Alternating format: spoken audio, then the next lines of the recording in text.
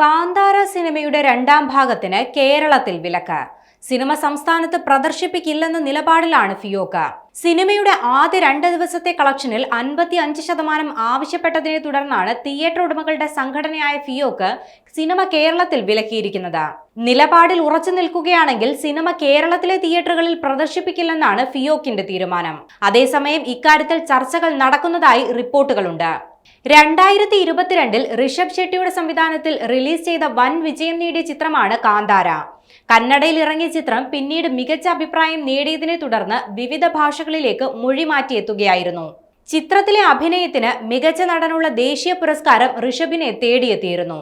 ശേഷം കാന്താരയുടെ പ്രീക്വലായ കാന്താര ചാപ്റ്റർ 1 3 വർഷത്തിന് ശേഷം ഒക്ടോബർ 2 തിയേറ്ററുകളിൽ എത്തുകയാണ്.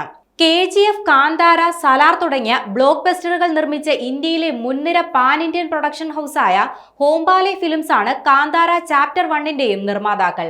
ഏറെ പ്രതീക്ഷയോടെയാണ് കാന്താര ചാപ്റ്റർ 1നായി പ്രേക്ഷകർ കാത്തിരിക്കുന്നത്.